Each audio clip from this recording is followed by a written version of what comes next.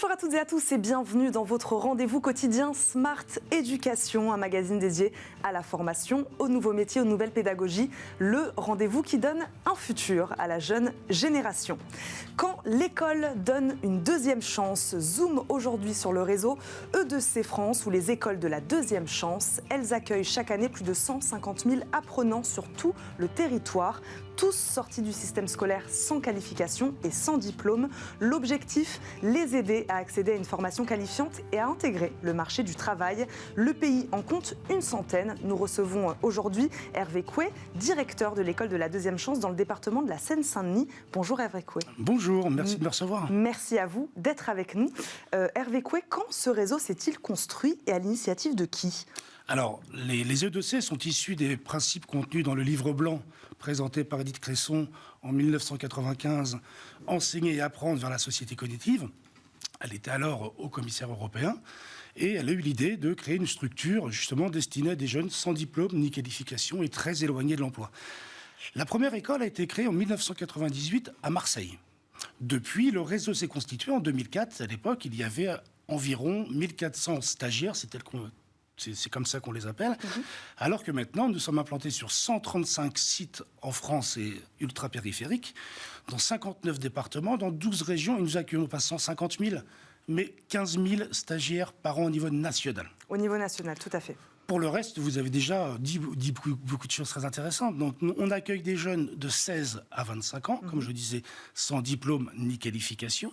Et c'est un dispositif de formation et d'accompagnement vers une sortie, ce qu'on appelle chez nous une sortie positive, qui est ou un emploi durable, ou un retour, comme vous le disiez très, très bien tout à l'heure, vers une formation diplômante ou qualifiante. Donc 135 structures aujourd'hui sur le territoire français. Oui.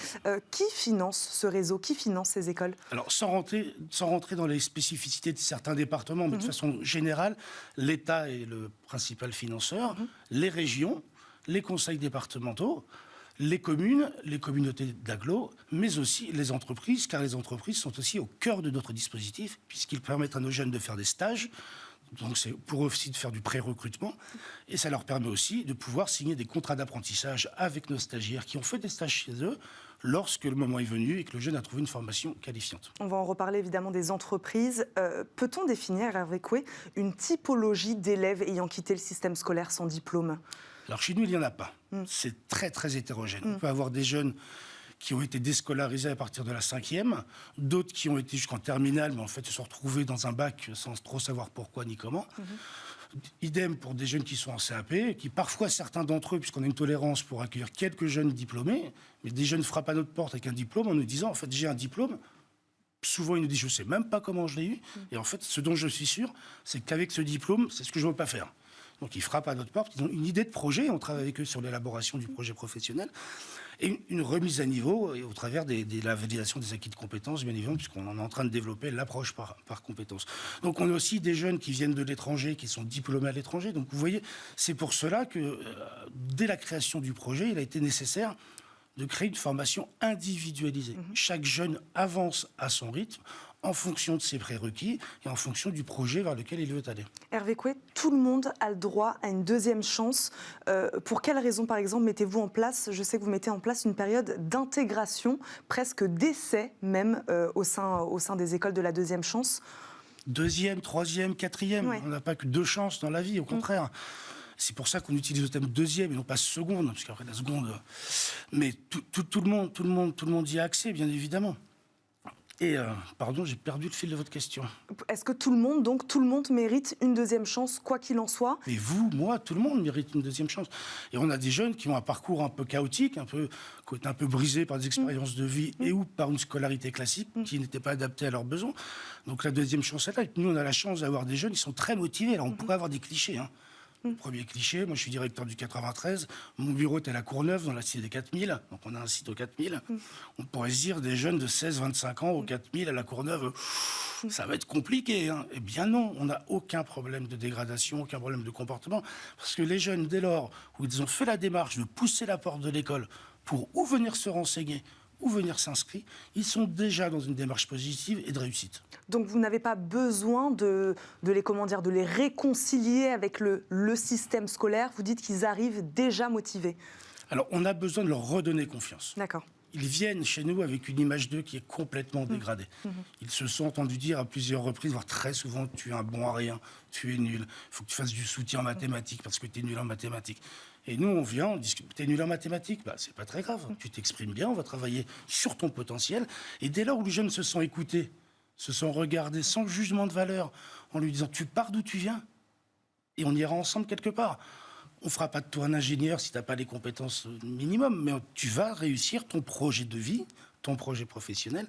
Et là où notre dispositif est intéressant, c'est que c'est une formation en alternance. Donc les jeunes sont 3 semaines à l'école et c'est très intensif. Il faut le savoir aussi, puisqu'ils sont 35 heures à l'école, puisque nos jeunes ont le statut de stagiaire de la formation professionnelle. Donc ils ont une rémunération. Qui dit rémunération dit devoir.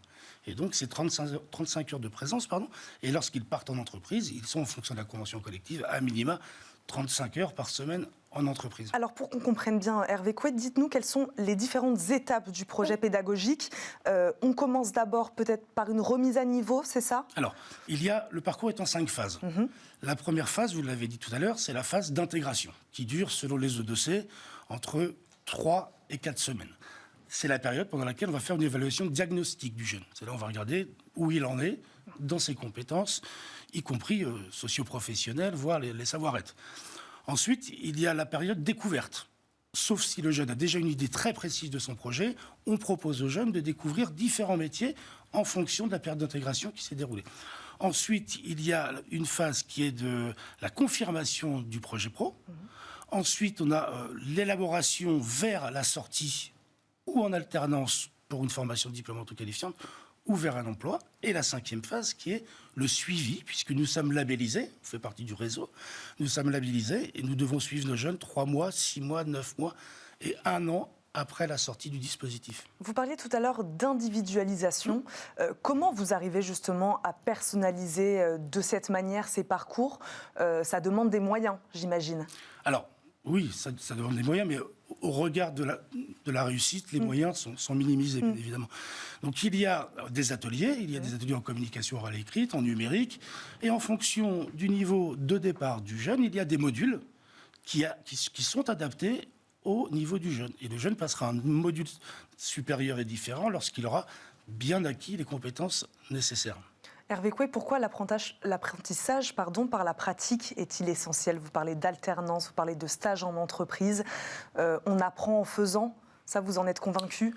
Alors pour nous, et là je parle vraiment au nom du réseau et de toutes les écoles de France, on croit en 2 choses. La première, c'est que pour s'intégrer durablement dans la société, dans les entreprises, il faut avoir fait ce qu'on appelle chez nous un parcours un peu citoyen.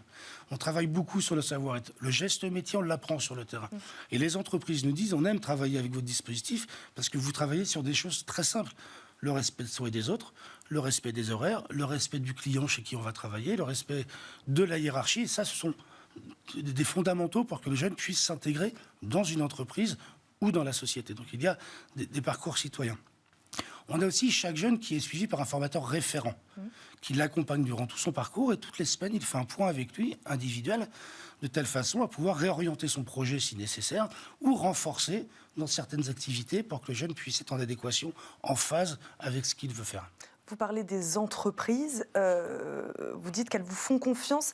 C'est pas compliqué de faire reconnaître la marque école de la deuxième chance auprès des entreprises? Ça a été un travail, ça, quand même? Ça a été un travail de longue haleine. De longue haleine. Je parle pour le 93 qui fêtera ses 20 ans l'année prochaine. Nous avons un partenariat avec plus de 8000 entreprises actuellement qui accueillent nos jeunes en stage, qui recrutent chez nous. Donc ça se noue avec le temps. Et encore une fois, nous apportons la preuve que ce que nous disons, nous le faisons. Je ne dis pas que ce n'est pas le cas pour tout le monde, mais en tout cas, nous, on le fait, et c'est reconnu. Et encore une fois, les entreprises nous disent, un jeune qui est sérieux, qui est motivé, il arrivera toujours à développer ses compétences socio-professionnelles avec un maître d'apprentissage ou avec un tuteur lorsqu'il intègre une entreprise. 8000 entreprises, tous secteurs confondus? Tous secteurs confondus, on est du préqualifiant. Donc on n'est pas spécialisé dans un secteur d'activité. Nos jeunes vont vers la petite enfance, vers le commerce, vers la vente, vers employé libre-service, certaines s'orientent vers assistant dentaire, etc. Tout tous les champs des possibles sont ouverts pour nos jeunes. Donc l'objectif principal de cette école, c'est le retour à l'emploi, c'est ça Hervé Coué? C'est de redonner confiance en l'humain, de redonner confiance en soi, d'accepter qu'on a un potentiel en nous, et les jeunes l'ont souvent oublié, d'avoir un vrai potentiel. Nous, on travaille sur le potentiel des jeunes, et de se dire que tout est possible. On a de très belles success stories dans les écoles nationales. Sur l'insertion professionnelle, justement, quel est votre taux de réussite, si vous avez des chiffres peut-être à nous donner? Oui, alors au niveau national, il y a une grande disparité aussi en fonction des territoires, ce qui est complètement normal. Le jour de la sortie brute, c'est-à-dire au jour de la sortie, on a plus de 60% de nos jeunes qui sont dans une sortie dite chez nous positive. C'est ou un emploi durable, ou un retour à une formation diplômante ou qualifiante. Certains départements ont des taux de sortie positifs qui sont au-delà de 70%, d'autres inférieurs à 60%, parce que le marché du travail fait que c'est compliqué. Dans les secteurs ruraux, c'est un peu plus difficile avec la mobilité, etc. Mais voilà, on est à 60%. Et si on intègre, comme je vous le disais, nous sommes labellisés, donc on a un suivi à faire 3 mois, 6 mois, on est quasiment à 68%, en tout cas pour le 93%, de taux de sortie positif. Donc en termes de communication, on peut dire que quasiment 7 jeunes sur 10 qui passent dans le dispositif E2C et dans une situation positive dans l'année qui suit. De quelle manière vous les suivez après leur sortie du réseau? Alors certains reviennent. Oui. D'autres veulent effacer de leur mémoire ce parcours qui est parce que école deuxième chance, ça peut avoir une connotation un peu négative. Et même les jeunes, lorsqu'on les interviewe, on les filme, c'est spontanément ce qu'ils nous disent. École deuxième chance, j'ai eu un peu de mal parce que je pensais que c'était des bons à rien. Mais en fait, c'est pas ça du tout. Ce sont des jeunes qui sont très motivés, très attachants. Donc ensuite, le formateur référent garde contact régulièrement. Les jeunes reviennent nous voir pour leur filer un coup de main, pour refaire des CV, pour s'entraîner. C'est aussi le monde de l'entreprise qui nous accompagne dans cette activité. On fait des job coaching avec les entreprises partenaires, de telle façon à entraîner nos stagiaires à passer des entretiens de recrutement et de motivation. Une dernière question, Hervé Coué, un sujet qu'on n'a pas abordé. Quelle place donnez-vous au volet social au sein des écoles du réseau de la deuxième chance? Santé, logement, l'accompagnement de ces jeunes, il passe aussi par le social? Alors, on a des partenariats avec ou des associations du territoire. Dans le 93, on a la chance d'avoir un psychologue par site et on travaille avec des associations qui font des interventions, des ateliers sur la sexualité, la nourriture, le harcèlement, etc. Et puis, c'est aussi dans notre quotidien où on accompagne les jeunes dans des difficultés liées au logement, liées à la précarité, puisqu'on ne va pas faire de misérabilisme, mais il y a quand même une grande précarité chez cette population-là et qu'on accompagne du mieux possible. Merci beaucoup Hervé Coué d'avoir répondu à nos questions. Je le rappelle, vous êtes directeur de l'école de la deuxième chance de la Seine-Saint-Denis. C'était un plaisir. Merci beaucoup. C'est déjà la fin de cette émission. Merci à vous de nous avoir suivis.